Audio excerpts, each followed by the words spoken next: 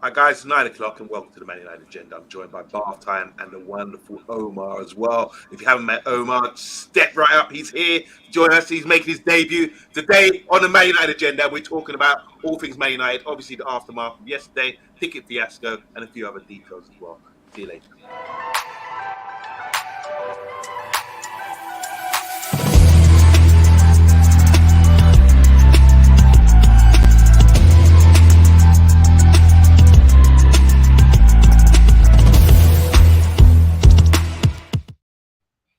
Welcome to the Man United Agenda. Yes, we're joined by a new face today. But before we go there, we want to say hi to Bath Time.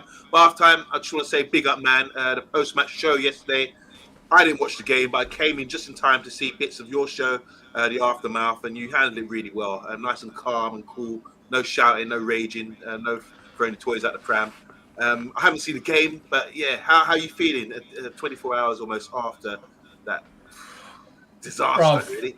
I'm well unhappy. Like last night, we kept it together because we like to be sensible around here, which is why we got Omar in tonight. So it's been a bad day.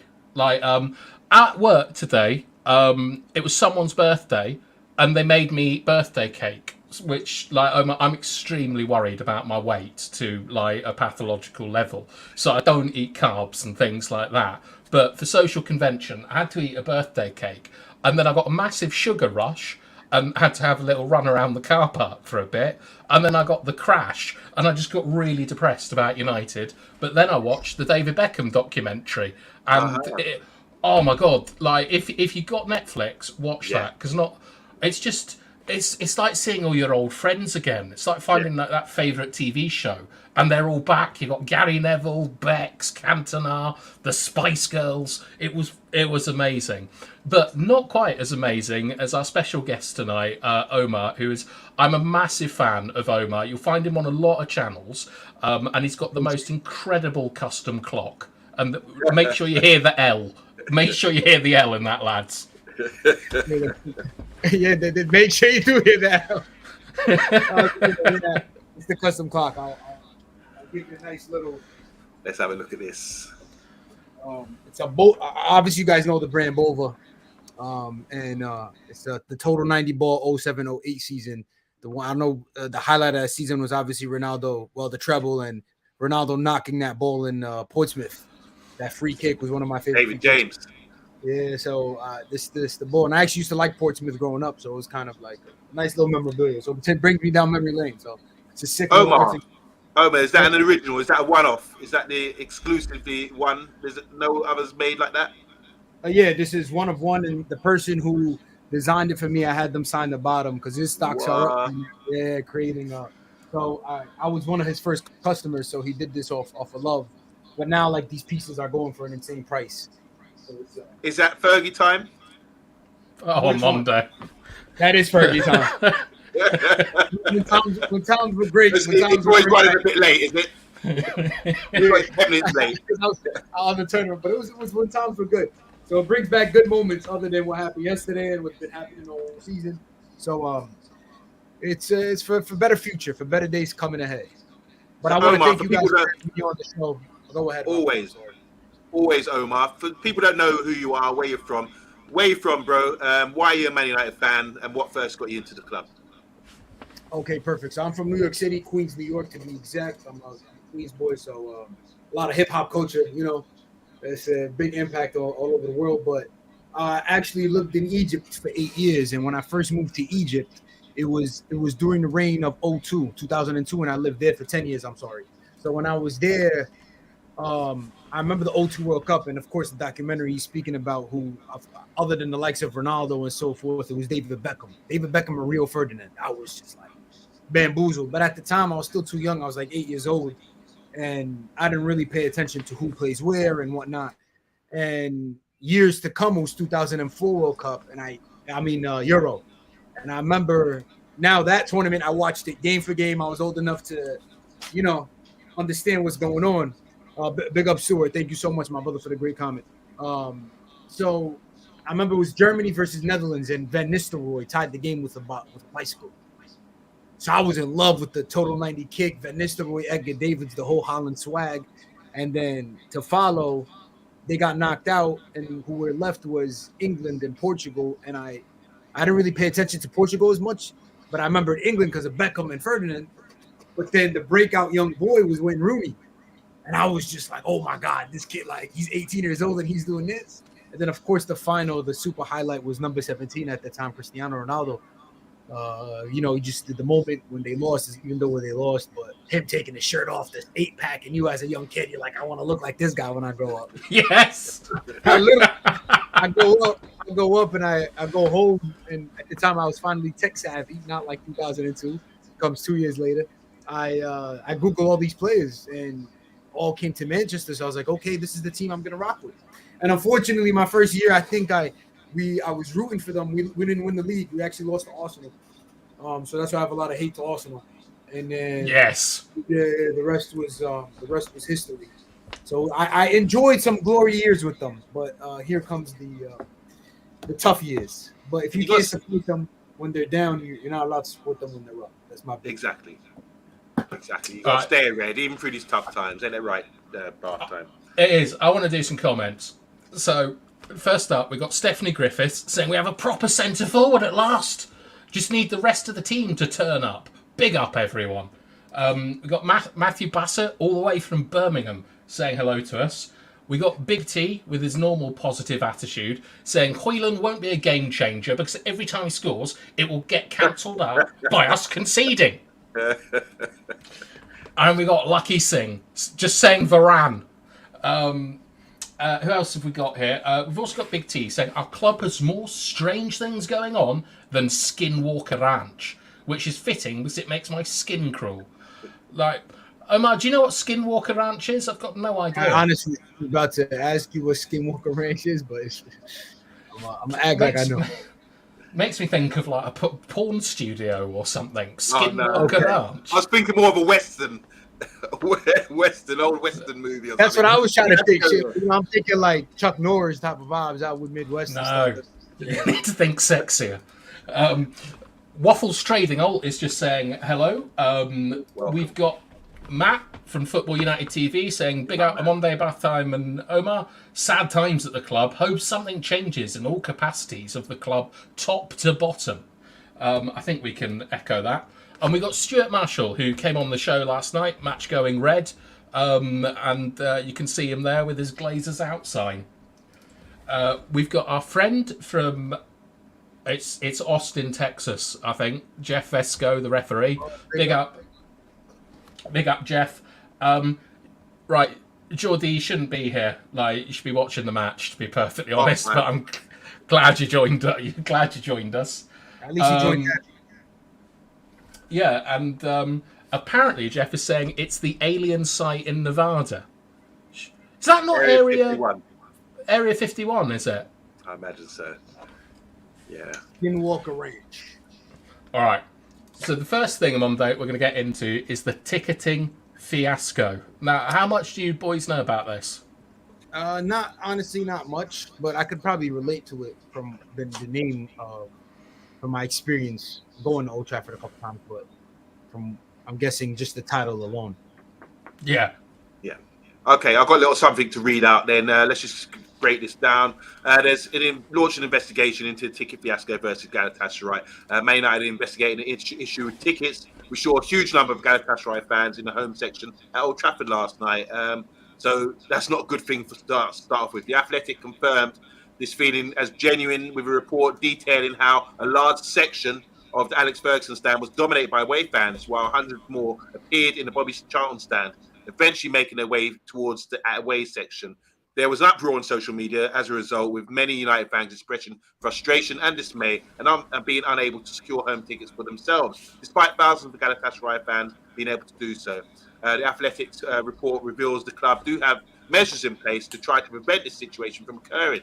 As with European fixtures, Man United had measures in place to stop away supporters from gaining access to home areas, including a ban on ticket sales to anyone with a Turkish address.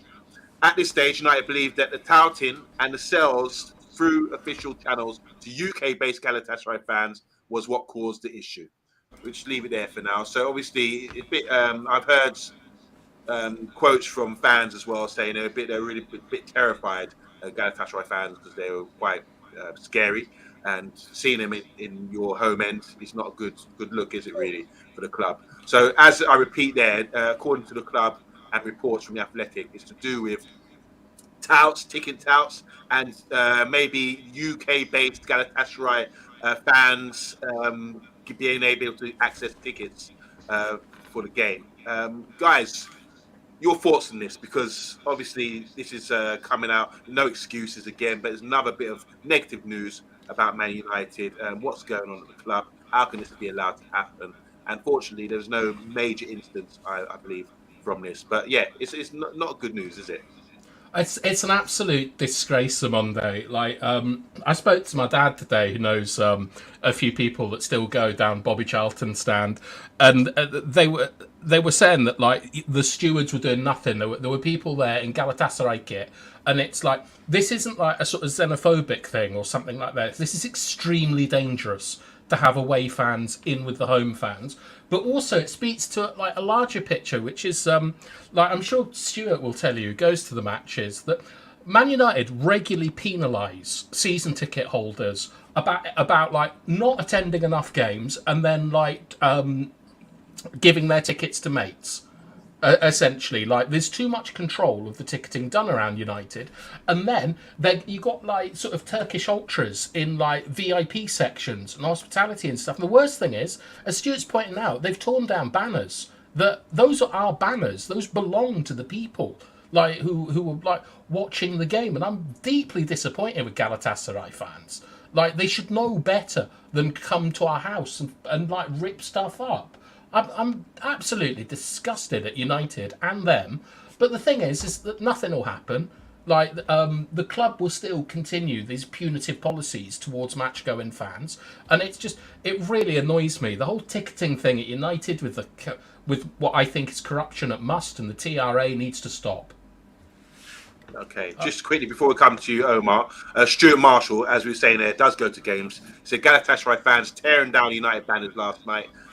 He's also saying here, Stuart's letting so many Turks into United sections last night. What a shambles, he's saying there. Jeff saying here, how can you punish United fans who share their tickets and allow this? So it's obviously Man United fans selling their tickets to the Turks. Vincent saying here, I was in the Bobby Charlton stand. There were 4 of them behind me, 3 men and a little boy. It seems like 3 men and a little baby. They put a little boy into a United kit, took him down to pitch side and took a picture, and then tried. Okay, this continues. It's going to be an epic, this one. Vincent saying, right, to get him to talk to the players and get him to come over and then run through with me. There was about 20 of them. It's discussing the club should be doing background checks on people.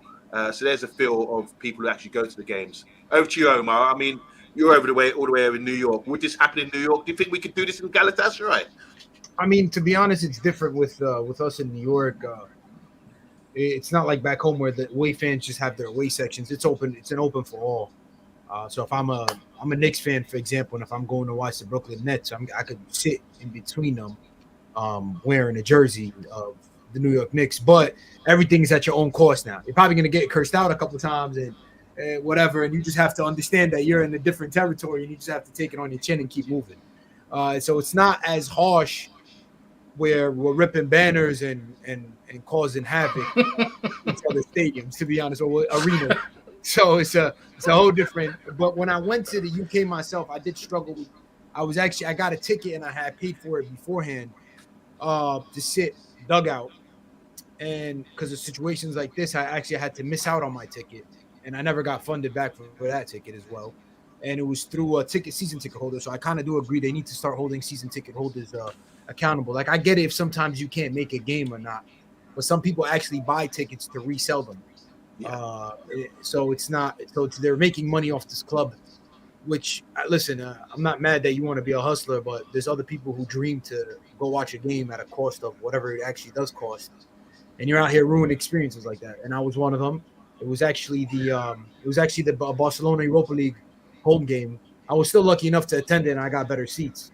But it was just a hassle to find more seats last minute and whatnot. And it's just not a pleasant experience, especially when you're coming from abroad, spending a lot of money to come witness team play history. So then you come talk to other fans and be like, "Oh, I spent 70 sterlings on that," and I'm like, "Oh, great!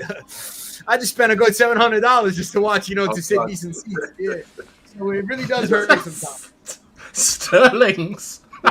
Sterling. I know, because I know in Egypt we used to say sterling, but you guys say pounds. So let me go back to pounds. Yeah, in Egypt, and when I was over there, I said sterlings. Everyone looked at me like, we don't say that no more. But in Egypt, growing up, we used to always use sterlings. So there's a reason why I still stick to the sterling situation, currency. But yeah, it's really it's unlucky, man. And like I said, it really just sucks that people have to go through that. But let's be honest, on Monday and bath time, this is the game of being a sports team. You're always gonna have situations like that, and best believe when we go away to Galatasaray, it's gonna be a pretty difficult situation for away going fans, because you know how they get down over there in Turkey. It's actually very, very scary fan base, because they're very passionate about it. So at least we took them in with open arms, and there was no havoc going on. So when our fans could go there, they could at least get to enjoy the game and come back home in one piece. So let's hope so. I mean, definitely, but it's everywhere in sports. We've seen this everywhere, especially growing up in Egypt, or in Africa. We take the game of football very serious. So it was always a clash of, well, you support this team, and rocks would get thrown, buses would get messed up, police would have to come in. So it isn't that bad. But at the end of the day, of course, you have to respect the fact that you come into our turf, and you got to respect the grounds. Okay, so Big T is saying here, I'm sure the favour will be returned when we go to Galatasaray. I doubt that would happen. You were talking about the ultras. We talked about the ultras earlier about Galatasaray, and they are a scary bunch of fans. And there's no way, I believe, that Man United fans would end up in their home end. And if they did, Jesus Christ. Yeah. I cannot see that happening at all. I went to a United away game last year in the Europa League, and I sat with the away fans, but I'm kind of Spanish, so it was fine. But the police from Manchester were there in Spain, to look after the United fans and find the Glazers out flag. There's absolutely no way anything like that is going to happen in Turkey. Yeah. It just, maybe they'll get their hair done, maybe they'll get their teeth done, but there's no way they're doing anything else. Oh my days. All right, guys, I don't want to focus too much on this as negative news. I want to be a bit more positive today and talk about the game yesterday. And you're saying, how can you be positive talking about the game? But I think it can, because there's a certain player that we want to just rave about, and his name is Rasmus Hojlund, as Bath Time was telling me before the show. Now, I'm going to start with you, Omar, because we brought this guy in. We've been dying out for a number 9, and there's been question marks about Willie is the right fit. There's been so many guys that have been selected to sort of fill that sort of role. We've had Martial in that position for a long time now. We even had the 6'7" giant up there last season as well. But none of these guys have really sort of got to fill that position. So what do you feel? I think we can make a judgment now, can't we? We're in October. I mean, what do you feel about this young man, Rasmus Hojlund? And yesterday, I mean, that was the way to really sort of present yourself on the world stage, no? To be fair with you, before he came, I really didn't know who he was, so I started doing my research on him, and I actually like to watch games a lot. So I started watching his Denmark games, because I guess that's the games where he had 6 and 6 for Denmark. So I was like, okay, let me look at, because in Atlanta he had 32 games, 9 goals. So I'm not going to sit here and watch the whole Serie A all over again. You know what I'm saying? So I was like, okay, let me look at Serie A and how he fit in Serie A. I mean, in Denmark, and how he fit on the international scale, which is always a different type of level of ball, but you still see glimpses of what they're going to become. And he was just such a raw talent, and I felt like, okay, this is perfect for what we have, because his hold-up play was very well, his direct runs and channels, and it always gets in, obviously, your wingers to get in the game. So in my head, I was like, okay, with your Anthony's and your Sanchos, your Rashford, unfortunately, we can't use Sancho right now, but you get what I'm saying? At the time, I was looking at that, I was like, he'll probably get them more in the game. Last season, the only good thing Weghorst got you was a good hold-up play to knock the ball off to the wingers, right, but and a very strong work rate. But up top, he wasn't great in running into channels and actually stretching out the defense. And I've seen a lot from Hojlund yesterday, stretching out the defense, opening up channels, making runs. So you've seen the raw talent that the kid has. And it's about, okay, should we take the gamble on him for 70 million and get a good solid 10-year strengths out of him? Or do you get the 100 million and go to Harry Kane for the next 2 years? So it was a kind of big gamble, but I personally believe that it was a solid signing, and we've seen it in the Arsenal game and how he bossed. Was it Gabriel or Saliba? One of them. So it's he's a pretty solid dude against Arsenal coming off the bench and making an immediate impact against their rivals and in a big game like that. So I was pretty positive with that. And I'm positive with a lot of players on the team as well that we bought newcomers, the Mason Mounts. I still stick behind Onana because we've seen Onana, of course, several times in the past. But right now, he's just representing that jersey's it's a very heavy jersey to wear. So you can't just break that in easily. I mean, they finished a little dink over the keeper yesterday, man. That was sweet. Mind you, Omar, I haven't seen the game, but I think overall, I mean, I've seen the goals, obviously. But there's one disallowed for offside, so he could have had a hat trick. It was an offside. It was an offside, so fair. So, Bathtime, what are your thoughts on our guy? I mean, we can make a judgment now, and we can look at him. And just, I think you got some graphics about the game as well, maybe. Talk about the game and why we keep conceding. Because we've conceded something like, a stupid amount of goals. I mean, 20 goals in 9 games or something like that. It's just ridiculous. Yeah.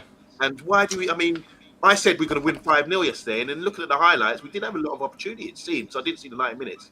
But with Hojlund, or however you want to pronounce it, what's he offering us? How do you pronounce it? Hojlund. Hoi. I really like him. Like, I was incredibly skeptical when he came because, like, as Omar said, 9 goals in Serie A. Like, I know it's hard league to score in, but that doesn't a bit like Shania Twain. That don't impress me much.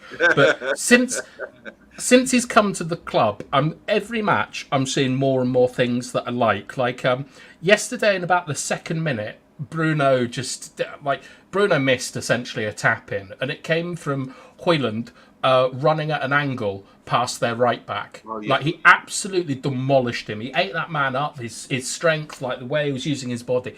And I remember thinking, was that the sitter that Rashford tried to assist him? No. This first 2 minutes, like Rasmus gets the ball and he just charges from right to left. And the fullback, I think, was called Bowley, who was the right back. And I remember thinking, Rashford's going to eat this boy up as well. Rashford got no change out of that man all night. And then for Hojlund's goal, the technical dribbling he did was incredibly impressive. Like, many years ago, I think Raul scored a goal at Old Trafford from a similar position in the Champions League. And to run that distance with the ball under control is it's amazing because he's keeping his body and the ball in between the man and staying balanced as he runs. That is one of the hardest skills that you can have in football. Like, that is world class what he did last night. And then he lofts the shot. And as Omar was saying, like, a lot of United's like approach play involves channel work, which is the space between the left back and the centre back. And he and Mount were really opening up like large gaps, and unfortunately we weren't able to find those gaps. But we've seen Hojlund score like a point blank header now, which is cannoned off that big Viking forehead. Like, we've seen him smack up. I think it was Gabriel, the Emirates. It was Gabriel, yeah. We've seen him score scrappy goals, and we've seen him working very hard in the press and offering an outlet across all of the pitch. I'm blown away by Rasmus. He is much better than I thought he has any right to be at 19-20 coming into our league. I love that. Just to add, I think obviously I didn't see the whole game, but him dribbling with the ball and running away from the defender. The defender was almost level with him, and he dribbled away from him, and the defender's got free flight to run, and he couldn't catch him up. I'm thinking, okay, you're quick, bruv, but are you quick with the dribble? Yes, you are. You're digging that box too. And like you said, I mean, that cross from Rashford I thought that was a terrible cross, but he powered it in. I mean, can't you just place it to someone's feet, and just let them slot it home? No, he had to sort of ping it across, and that was a great finish as well. So I'm really pleased for the young man. I think there's a lot of pressure at 20 years old, coming into a big club like Man United. But he's one of the shining lights this season. There isn't many shining lights, but he definitely stands out for me. And after seeing him yesterday, I'm just really, really pleased. That's why I wanted to talk about it. And I just think when we look at, our start to the season, how we're doing, I think we've got to be honest now. If we are going to turn this around, we need to keep a guy like that fit because he can bury goals. And just remember, every game we played this season, we've had a lot of opportunities. And if things go our way, we will start winning again. So don't be too down high. I would say that to every Man United fan out there. I know things aren't working out. We are conceding goals, but we're also scoring. And we're also still creating. And I think we're just that far away from everything just clicking and coming together. Everyone want to disagree with me? I don't mind, but that's my piece.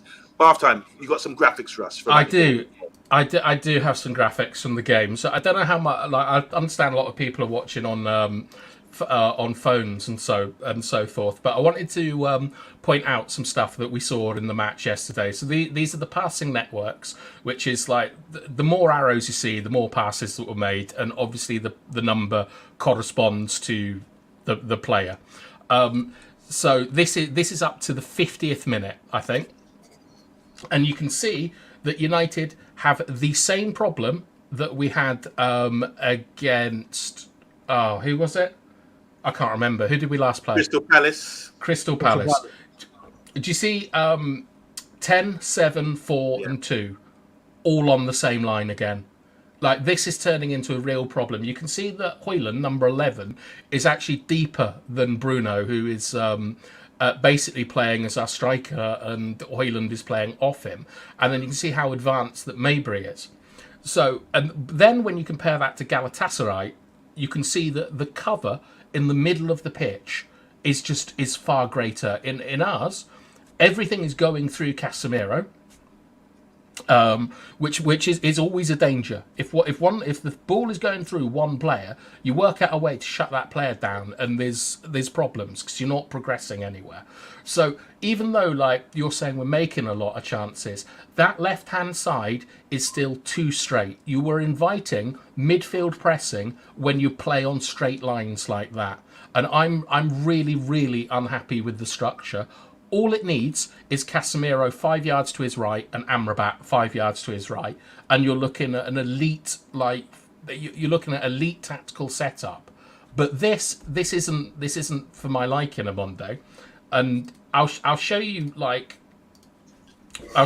I don't like it. So this is like the spaces that the players are covering out of possession and in possession. And the one to sort of like zero in is, do you see that sort of big purple one? Mm-hmm. That's Casemiro. That is all the space that Casemiro has to cover when we don't have the ball. You can see that Mount is doing really well here because he's basically doubling up with Amrabat to protect the channel. Nothing on the right hand side. And then when you look at us in possession, we're all right. Like, most of the spaces are covered. Like, we've got decent passing networks and so on. But you tell me that United are like not that far off and we're a bit unlucky and stuff. Like, when you look at us out of possession, this is absolute disgrace. Like, look at the difference in the space Varane is covering compared to Lindelof. How can that be? I mean, what's going on here? Do you think we could average this out over the season to see? Would that be the same throughout the whole season? Do you reckon? Yes. Go ahead.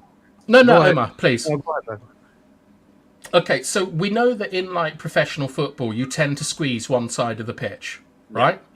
Yeah. And so it looks to me, looking at this map out of possession, they're going down the right-hand side. So that's Mount, Amrabat, and Lindelof's.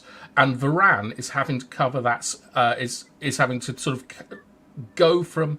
He's going from in to out to cover the space when they switch it. And the problem is that, like, you can see that Delo and Hannibal Mejbri actually aren't doing enough out of possession. that you can even see from there how stretched that back line is, because Casemiro has too much space to cover. He can't drop. He should be dropping into that space in between Lindelof and Varane. So Omar, are you going to say something there about the tactics? No, I mean, it's, you know what it is. Also, it's just players playing where they're not supposed to play. Like I'm not going to say I sit here and watch Madrid growing up, but when I used to watch Kroos and Modric, they were the ball carriers moving forward, right? Yeah. I don't think that's something Casemiro brings to the table. Is him, and on the previous picture, and you see the distribution of Casemiro. Everything channels through him. So you have your two center backs and your two fullbacks playing him. Granted, sometimes your fullbacks would play. You see the connection between Amrabat and Money and Mace, and but it wasn't as effective as they're all relying on number 18. And I just personally don't think he's the best on the ball, moving the ball forward. I feel like he's more of a sweeper. He doesn't give me Frankie de Jong vibes, which is a major reason why we wanted Frankie de Jong, because Frankie de Jong in that position is phenomenal. Even Kobe Mainoo would be really good at taking the ball moving forward. I don't want to put too much pressure on the kid, and Amrabat, as Baftam also mentioned, he should have been, obviously, growing up a North African football advocate.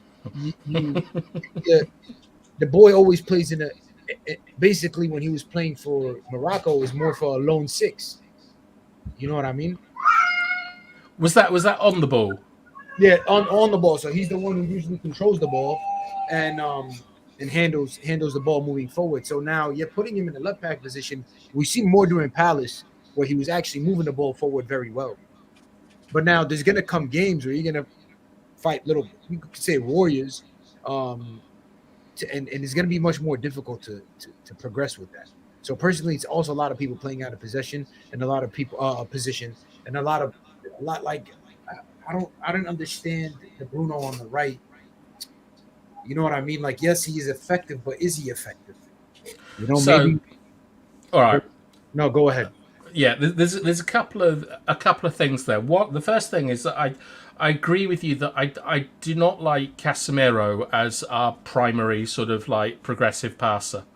Like, I think it's easy to shut down, and I also think that like going over the block as opposed to through it is a huge issue. His 1 and 2 touch play isn't good enough to play in between the lines, if he. Yeah, like I call Casemiro the pudding because he lacks mobility and he's like really fat and stuff. But I like him as a player, like a tackler, bro. Like last season, what made Casemiro look good was it's the sweep up job that McTominay and Fred were never able to do. They were never to sweep up the job. So we looked defensively organized. Obviously, Lisandro Martinez in form, Varane was in form, Aaron Wan-Bissaka picked it up. Luke Shaw actually had one of his best seasons, if not his best season, which was last season. But it's that he made the defense look good, and the defense made him look good. Now that the defense is out of form and he's out of form, this is what you're getting: 18 goals in how many games? Well, I think that's because the line's too high. I think like Casemiro cannot play in a high line. Like, we constantly see him defending transitions by, like, instead of providing the cover that he needs to in the centre, of just sliding in like he's on, like, Takashi's Castle. Last year we had Fred. So Fred was actually able to drop back and assist in the cleanup job. And that's why there was a lot of games, other than they're both Brazilian, the connection was pretty well. But that's when Amrabat comes in. You're going to see more of that slotting into that position to cover the space that Mason Mount and Bruno can't cover. Do you think that like Amrabat is good enough on the ball though? Like, I have serious doubts after seeing him last night. Amonde, his touch was appalling. Like, all last night. I think he's better than Fred, and I think he's better than McTominay. So if you're going to ask me, I personally think he is better. He is good on the ball. Is he the best on the ball? I could disagree, but I mean, the amazing World Cup run. Maybe I'm biased. So I could probably vouch for him there. And the Conference League final, he was the better 6 in that game over Declan Rice. I see. Everyone says this, but I disagree with this because he did what he did against Palace. He played the ball in front of a block. He wasn't able to, like. So when you're trying to break a block, there are 3 ways to do it. over, through, or around. Right? So you either hit the ball over the block to the free man, you try and play it in between the lines, or you go down the width. All Amrabat did in that final was keep the ball and play it in front of the block. Exactly the same thing that he did against Palace. There was no penetration. Declan Rice is able to is able to play through the block, and I haven't seen that from Amrabat yet. And when you talk about his, sorry, yeah, go on, I'm down talking. I'll just say this, just in defence of Amrabat, I do think he's a good number 6. I think when he did come, I thought, yes, this guy will make it stick. We'll be able to bring the ball out, a bit like what Omar was saying about Frankie de Jong. We'll be able to bring the ball out from the defence. And you always talk about the second phase of play. I think he'd be able to be that the filter in between the goalkeeper and the second phase of play, because his distribution is good. You see him pinging balls around the park. Like, I must admit, they're a bit flighted and but he does move the ball quite well. He's got good vision. He's press resistant as well. I like him as a player, and I think that's why I was thinking with him playing as left back, and when we have got possession and coming into midfield as that sort of double pivot and bringing the ball out, I thought we would be stronger. But as these diagrams last couple of weeks you showed me at half time, there is a bit of an issue, and with a bit of an adjustment there, we could surely have maybe we're having more possession now. It's just the issue about transitions. Were they hitting us on transitions yesterday? The Turkish side, I saw. Let's just go through the goals now, because we can look at tactics all day. Just going through the goals, for example, I saw Dalot get ragdolled by Saha for one of the goals, and I think, what's going on here? That's a mistake. I don't know about Lindelof. Was Lindelof penalised for one as well? And obviously the goalkeeper passing the ball out, that he made a mistake. So we can always break it down and say, there's the mistake. That's the reason why we conceded goals here. I need to go and watch the full 90 minutes, which I will do in the next couple of days. But for me, is it a case of just individual errors, or are you still saying here it's to do with system errors? It's system errors. Right. Well, let's hear from the comments before I start getting in. We're talking about Casemiro. Casemiro is always a big talking point, isn't it? So Eric Ten Hag needs to turn this around fast, says UK Strange. He's also saying here, I'd let Casemiro leave in the summer. He's too clumsy. Maybe we're getting a bit old as well. Rajat is saying he can do it, Casemiro. He used to play six. He plays a 6 alone on his own. And he's talking about Real Madrid there, I'm sure. 4 red cards he's had.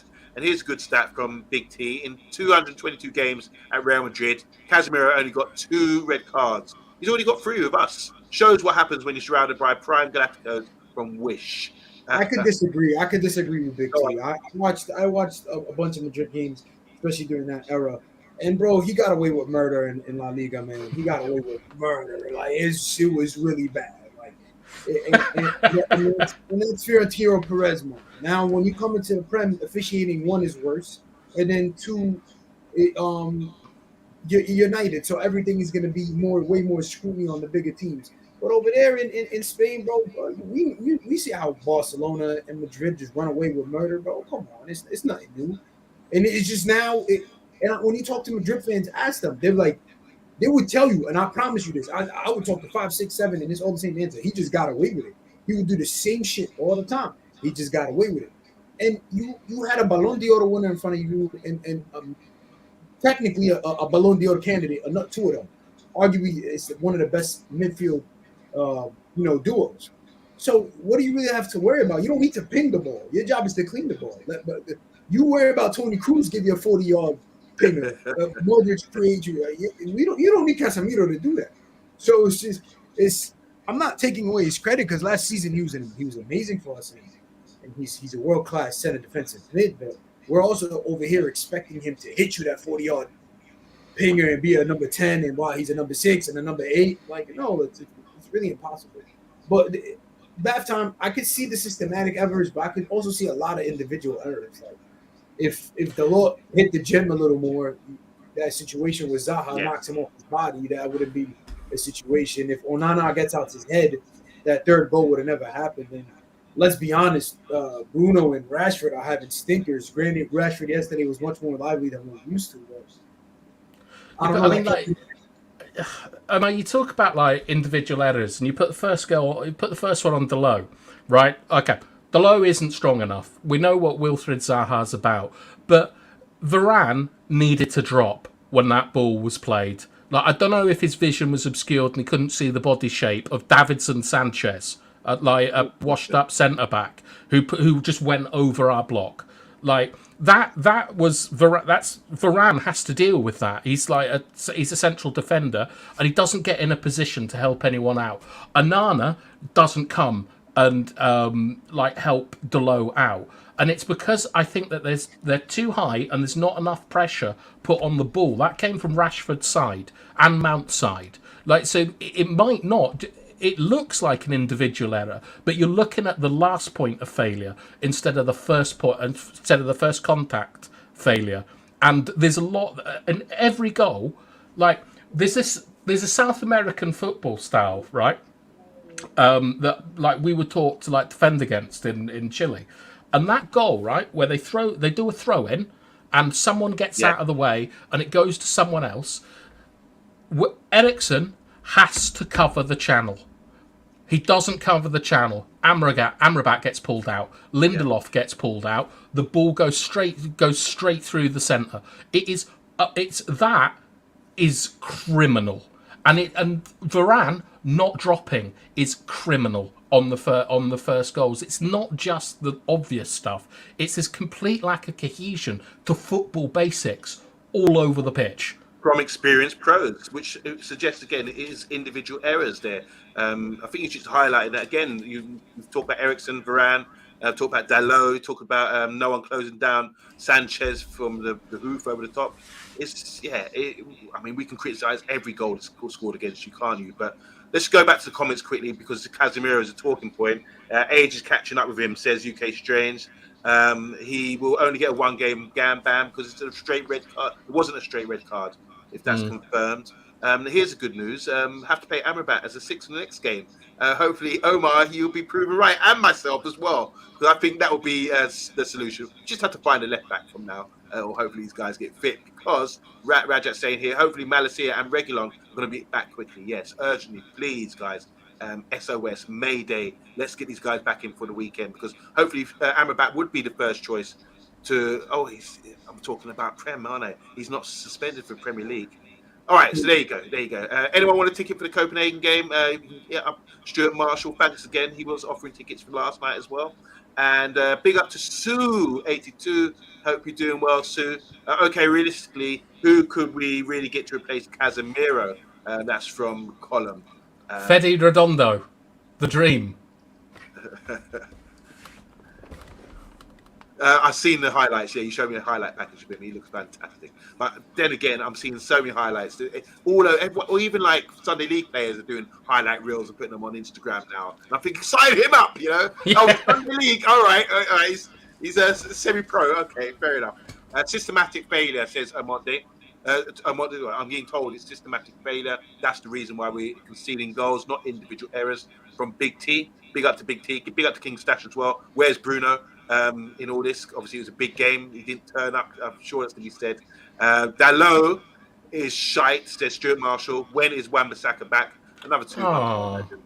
And Big T saying here, when you have put players who repeatedly have individual errors onto the pitch, your system is broken. There you go.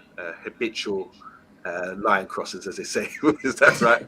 Line steppers. Line steppers, that's the one. Shout out to Charlie Murphy. All right, guys. I think we've gone over all this. We started with Rasmus. And yeah, I think he's the real deal. He's already got the fans on side and got us on side as well. So big up to him. Just quickly talk about the goalkeeper situation. He's getting a lot of pelters again. Omar, is it fair? Or do we give him more time? Onana. We gave David De Gea 12 years. Right? Was it 12 or 10? It was too long. No, David De Gea, how many years? Was it 11 years? Oh, a long time. Yeah. 2009 we signed him? Or was it 2010? It's over about a decade. Over a decade, maybe. I definitely know it was like 11 years.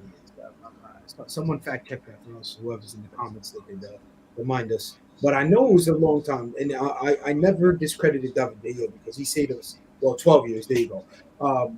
He saved us a ton of many times, but unfortunately, as Neuer changed the game with the sweeper keeper style, then your Edison started coming in, and your Allisons and whatnot. We had to adapt to that. type of situation, which is basically playing with the 11th man. So we've seen a great season behind Onana last season, and unfortunately, it's not like he came in and everybody's running flying high. Everyone is having an absolute stinker. Granted, some goals can he block and some goals can he grab? A thousand shots he could definitely grab as well, but I don't. You can't be on his case right away. As much as we gave everybody time and the patience, he has to get it as well. So it's not a easy fix, but once his confidence gets in, I think we have a world class keeper. But that's just me always being an optimistic fan. Maybe I need someone to come in and throw some thunderstorm on. Well, people have started to scrutinise him big time because of the errors. When you play for United, you're always going to get scrutinized. Yeah, that's true. It's not an easy shirt to just throw on, and we have the most reactionary fans on this planet because we are so used to glory that we cannot accept that there's going to be times where we're going to have some change. So it's one bad game and you're forgotten. But you could give me a whole great season. Look at Marcus Rashford. They want him out now. Come on, last season he gave us 30 goals. Fickle fans. Yeah, it's Big T saying here, no Nana is a flop, no doubt about it. He's a backward step from De Gea. And I want to big up to King Stash. He's dropped some dough, $5. He's saying Bruno makes midfielders around him worse, from Pogba to Casemiro. He makes everyone's job harder. Bruno must keep his composure, keep it simple. Response, guys, because this is a paid comment. I disagree. I think that Bruno is still probably our best player. He's being played out of position. He has to do so much running on the right hand side, and then he never has like any sort of like players to link to. So then out comes the Hollywood balls. I understand that he's frustrating and things like that, but he's such a multifunctional footballer that we keep shuffling him about when really we should be playing him as the left central midfielder in the role that Solskjaer had him, where he was able to combine with Martial and Rashford and Shaw and create like sort of passing moves. Bruno is a player that maybe if we were in a situation like Arsenal or Manchester City, we could examine to see if we get him out of the team. But at this point in time, Bruno is the one spark and the one shining light that might be able to get us back in. I know it's not a popular opinion, but Bruno is the only way that this team is going to function. King Stash, I don't know how you feel about that response, but Omar, what's your thoughts on this, Bruno? Because I'm going to bring some stats out very soon. Do you support King Stash, or are you with Bath Time on this one regarding Bruno? Does he step up? Is he a clutch player? Clutch is a big word used in sports in America as well. Is it Bruno a clutch man for you, or does he sort of stink? I think he is, but I don't think so far this season he hasn't been. He hasn't showed up in the big game. He hasn't been captain long. That's my only thing. Everybody was wowed by the volley against against Burnley, but come on, man. We cannot drop our standards as a club and as a team. He is one of the best players on the team. That's 100% agree. But we could also all agree that he hasn't been informed, and he hasn't really been. And Bath Time, as you said, he's the best player on your team. Once you're the best player on the team, you have to put, especially you're supposed to be the one to know how to play out of position, because you know in football as a professional as well, former professional, you know that you're gonna get hit with nicks and obstacles around the way as whatever you're facing. So now you have to truly adapt to that. So not only are you a captain, you are the best player on the team. You have to manage a way. I think it goes the other way. I think Bruno's got to rein himself in. Like, I think that he tries to do too much, and he tries to lead the team far too much when he's got to like sort of take a step back and actually sort of keep the ball and keep it circulating instead of trying for his hero captain moments. Like that. That's my issue with Bruno. Captains we had in the past, like perfect example is Roy Keane. You guys remember when Ronaldo? I don't know if you guys remember. Ronaldo tried to chip him. He was by himself, him and the keeper, and he tried to chip him, and it went over. Roy Keane literally cursed him out. We're talking Ronaldo. Granted, he was a youngster, and it didn't mean that he hates you, but you have to hold a certain standard as a captain, and you have to hold a certain standard as you play for this club. It feels like sometimes these players are just obligated to show up and play. And I get that, but the thing is you can't. It's like the age of these sort of like mega captains, like Keane, Gerrard, Robson, Terry. They've gone now. right? You don't get those sort of you don't get anyone like that in world football just because of the academy system, basically. So what you want from your captain is you want them to be doing that on the training ground, and Of I course. think Bruno does that. Like No. I think he keeps the standards high in training. And on the pitch, yeah, there's questions about his emotional maturity. But who would you have as captain instead? Who's going to give you what you want for the team if those are the criteria? Who, me? Yeah, Unfortunately, in our squad. we don't have anybody in that team that can actually represent that captain bed unless it's Martinez. And if you keep Martinez healthy the whole season, last season I think he had a shot to be a solid captain. But other than that, Varane never healthy. Marcus Rashford, I don't think he has the abilities to become a leader. I think it's too early for Casemiro. Ericsson, the guy's moving on a half a lung. So it's out of respect to him, he's a class player. He definitely changed the game when he came on the field yesterday, but he also affected us in different aspects because you can't really cover his ground too much. But I personally think your biggest option would be Lisandro Martinez. I like his style. I like his how he fights for the badge. Even the newcomers, everyone that made that Eric Ten Hag brought over are players that are fighting for the badge, and that's to me is what matters. If you're gonna represent this badge and you're gonna be a captain, you need to be held. Yeah, no matter what, everyone's gonna come to you. Remember when Maguire was the captain back time? Come on, he got nailed every single game. So that's gonna happen. If you're a captain, like, you're gonna get nailed every single game. They're gonna try to crucify you. It has to happen. You're the captain of Manchester United. Not only the captain of Manchester United, you're a defender that cost 85 billion. The same thing with Bruno. The hype behind Bruno has been massive. So you have to back that up on the field. You can't just come and decide one game you're going to assist 3 goals, and the consistency has to always be there. So just So is that the manager? well, yeah, it's the manager. But just to make this clear, so we're talking Bro, about I'm backing to that. So I don't think it's the manager. I don't think nothing is the manager. We had a horrible season 2 seasons ago. He came on the bounce. We've seen a Carabao final, a FA Cup final, very close to Europa League final, and a high finish.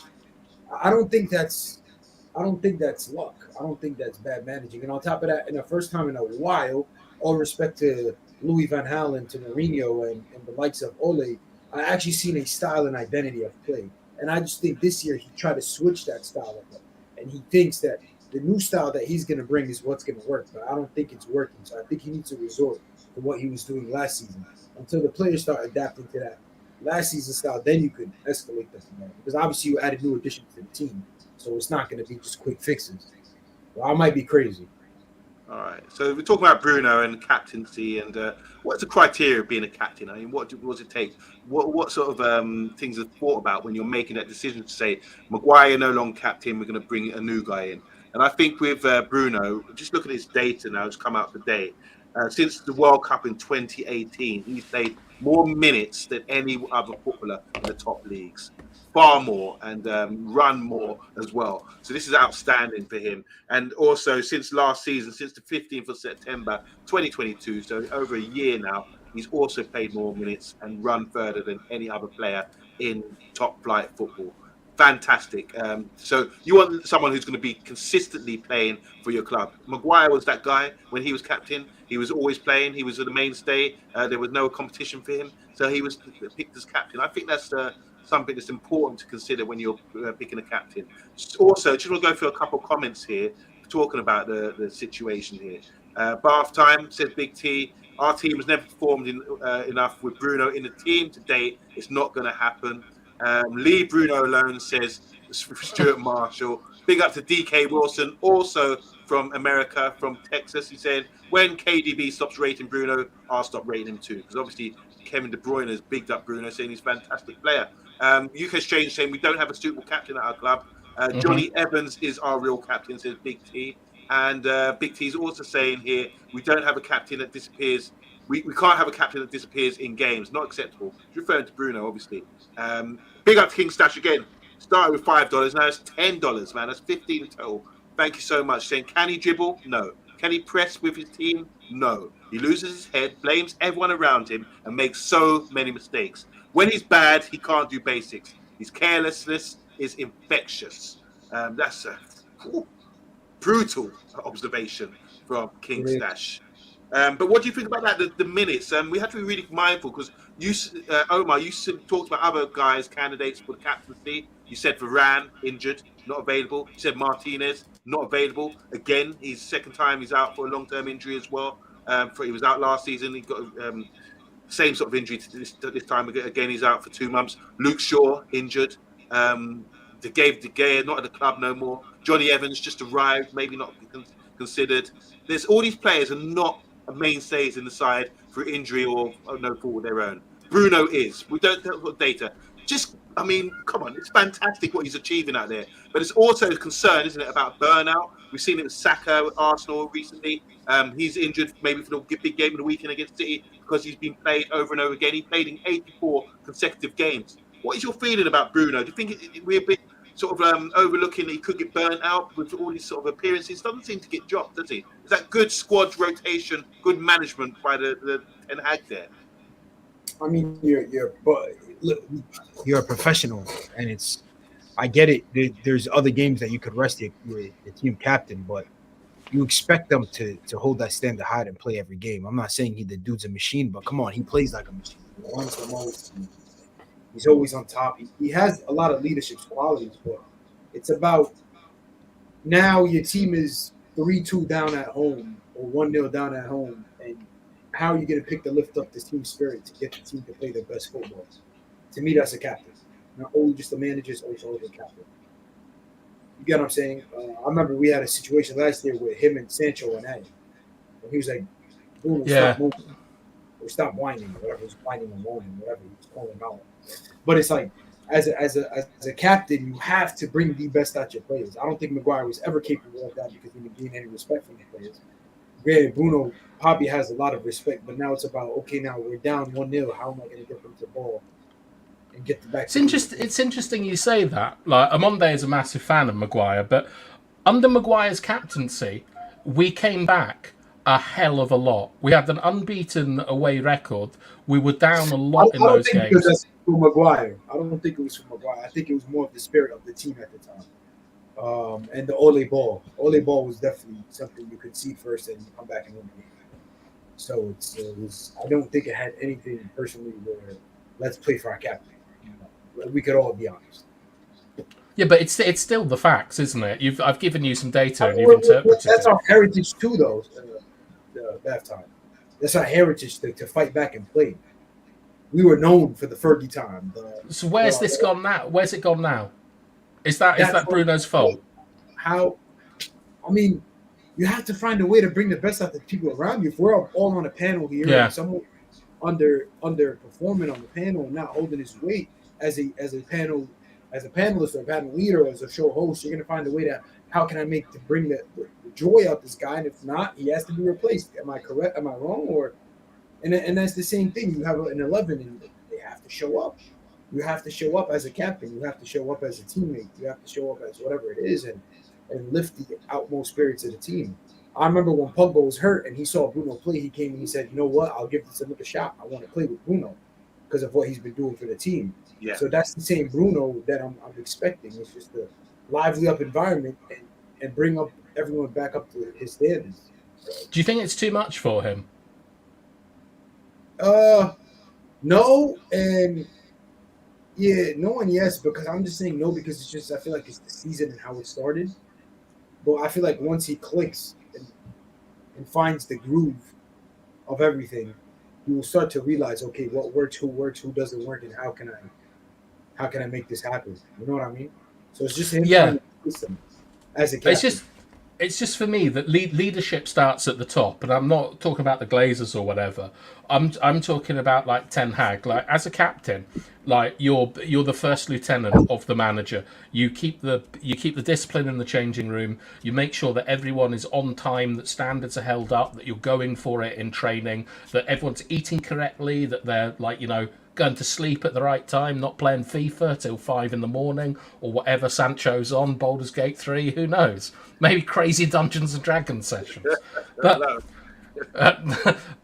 the thing is that like now, when the team is sort of like in a bad spot, I think that you need the leadership to come from Ten Hag, and then Bruno reflects that on the football pitch. Like I think that the role of the captain in English football is wildly overstated. Like you'll get Robsons and Keanes, but most of the time you'll have a leader in the midfield who like leads the block. You'll have a leader in defence who keeps the spaces tight and tells people where to position, and then attackers will just do what attackers do and will like run about a lot and stuff like that. So I think that Bruno's trying too hard, but I really want to see the leadership. Shout out to Frodo. I really want to see the leadership like come from Ten Hag. You're muted as well, Omar. I'm sorry about that. The sugar rush kicked in. Just to add, I'm going to throw in a little something here. So Zlatan, we all know about Zlatan and what a sort of great player he was. He's retired recently, but in an interview recently, he's come out and said, asked about the problems at Manchester United, he said Ten Hag comes from a club from Ajax who develop players and usually young players and create good players from that.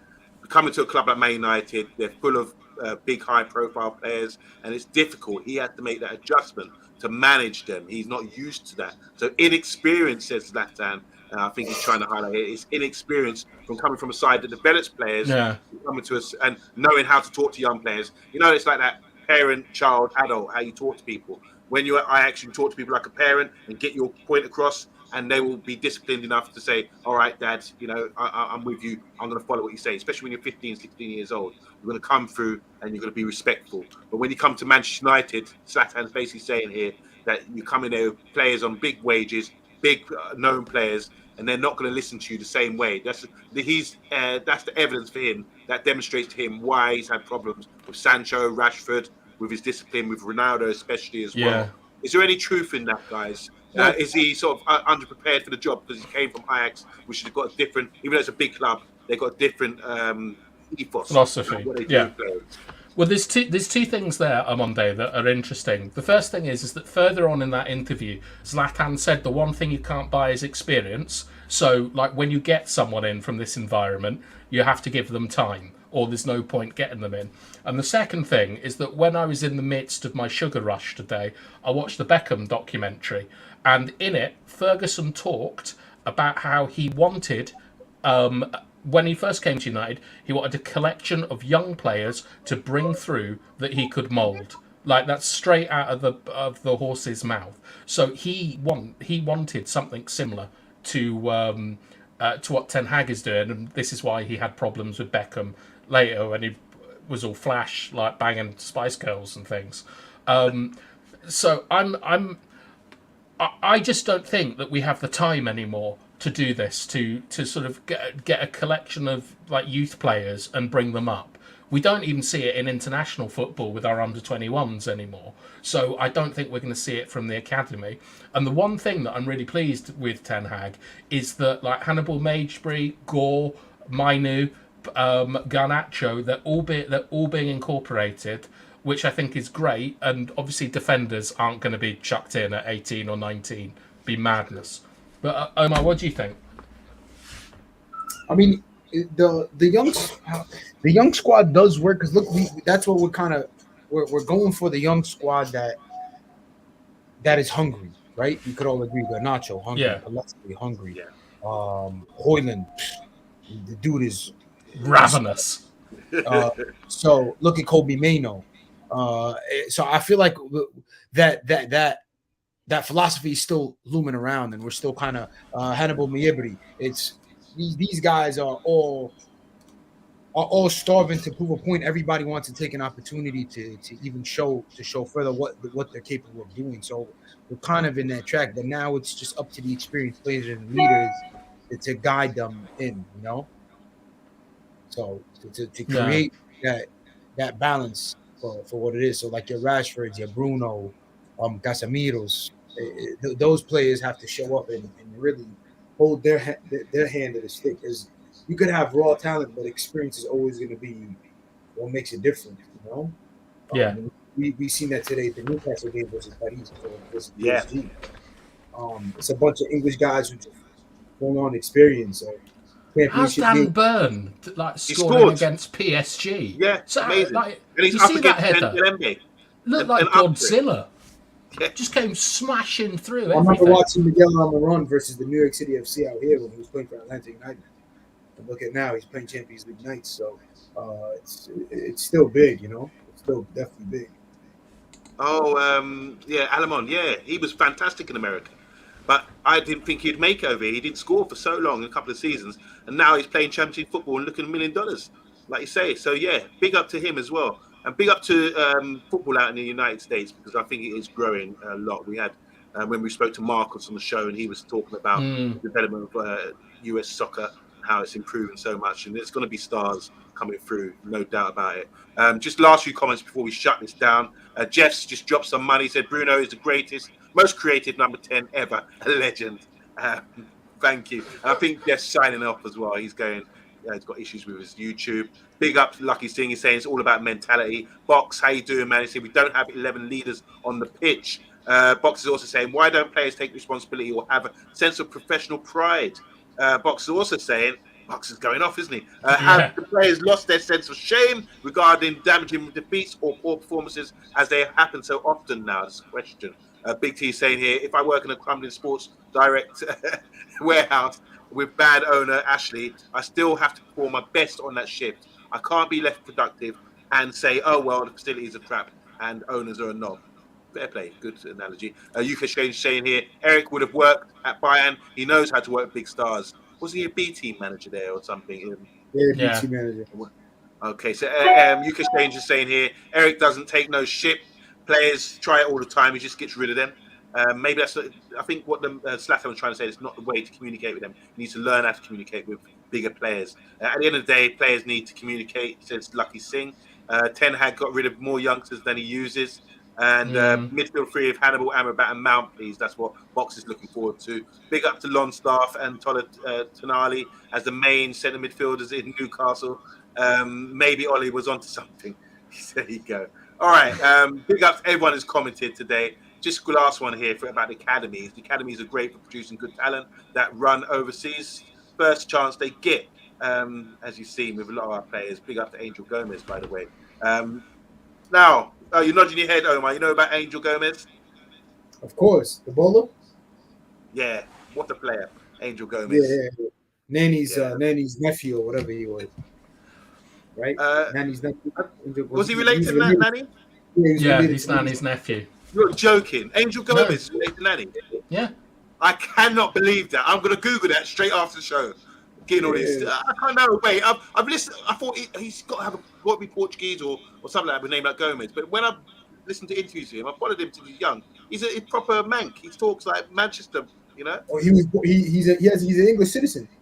I know he. Wow. I didn't know that. I didn't know that. Big up to Nanny and producing good footballers out there, man. USA dominates soccer academies. USA soccer academies on Monday. Okay. Big up. All right, here we go, guys. Omar, you've been a fantastic guest. It's your debut on the Man United agenda. Hopefully, you'll be coming back on soon and representing. I like your style. I just want to say it's a stupid joke, but apparently all things are going swimmingly over in New York at the moment. Yo, it's so funny. No, funny you said that. I literally was before I popped on. I usually that's why today I was able to get on because I stayed home. My whole basement is flooded, bro. Oh wow! So I had to. It was been a rough week with the water coming in and getting the water out now. And now just cleaning up again. It just smell of damp. Now, what's the issue? What happened over there with the floods? What caused it? It was a very high rain, and then some spots where you have high saturation in the ground, so the water comes up through the floors. You get what I'm saying? So that's how the floods happen. Yeah. Because they're coming up. And it was I live close to a bay, so there's water. So the water now it was a rain and a high tide. Wow. So this is the second time that happened in the past 8 months. The first one was worse because the water was up to my knees. I was actually I was literally fishing in my front lawn. It was hilarious. It was actually pretty hilarious. I have a picture. I'll show you later. And then two was this one was up to a little under the ankles, but it was still it's a headache that you got to deal with. So, but it's rain. It's better than nothing. Water is something we can handle. Especially if you live in Texas, like Jeff, he's saying, can you send him some water? Yeah, nah, big up Houston, Dallas, the whole nine over there. Day after tomorrow in the USA says UK Strange as well. And Omar, can you send some of that rain to Dallas, Fort Worth, Texas? We need it badly. They're struggling out there with the heat. So yeah, where can we find you, Omar? My YouTube is under Footy Fanatics FC, and then all my other socials, Instagram, TikTok. You could Twitter is under Oski, so you could find both actually the podcast and the personal page all on that platform. So we're everywhere right now. Just quickly, 2 questions for you. Favorite New York rapper? Just one. Wow. Man, you putting me under pressure. Somebody might clip this and come back for me. We'll ask you every week. It will change every week. Favorite New York rapper? I mean, the new era don't Rakim impress me. My favorite. My son's middle name is Rakim. I love Rakim. Rakim is solid. Rakim is a great solid shout. I mean, growing up in Queens, I'm a Queens boy my whole life, but I mean Biggie Smalls, Notorious B.I.G. was very influential to all of us growing up. But I'm gonna have to go with Nas, bro. Queensbridge, yes. You know what I mean. So Your book of rhymes. Yeah, you know, like I can't. Even Prodigy grew up in. It's a lot of these 50 Cent. 50 Cent was from out here, Southside Jamaica. I'm not too far, so it was. Do you spit any bars at all? I used to when I was younger, but we gave up the 16s life. I'm a chef, so I just stick to spitting onions and I'm gonna stick to that side. But it's just growing up, hip hop really definitely took a major so long. So you can tell by the accents, a lot of us like just have the mean grime accent, and it's so hard to leave us. So it's especially growing up in Queens. Queens were all big. I personally think the best rappers come from Queens. A lot of people say Brooklyn, but I love the battle with it was KRS-One back in the day. Queen, there was that tune about Queensbridge. Talk about the 80s. Talk cussing Queens. The bridge is over. The bridge is over. But we had Jadakiss speak. Like I love Jadakiss. I don't know if you guys are familiar with LOX. Yeah. Sheik Luch and like those guys were solid lineup, bro. The East Coast had it, but you got to give it to the West Coast so far and down south. But what I want to say, I have to big up the UK grime scene. The UK grime scene had definitely take over. You guys have more artists right now that are way better than most of ours. Most of ours are not even performing right now. So like the likes of Santon Dave, Eddie One, M Huncho. These guys, I don't know if you're familiar with these guys, but you guys are very solid out there. So they're taking. Monday hates modern music. I can tell because he brought up Rakim. So All right, lads. So what I want to say is Omar is one of my favourites on YouTube, and every podcast that he's on absolutely bangs. You won't get your comments read out on a lot of them.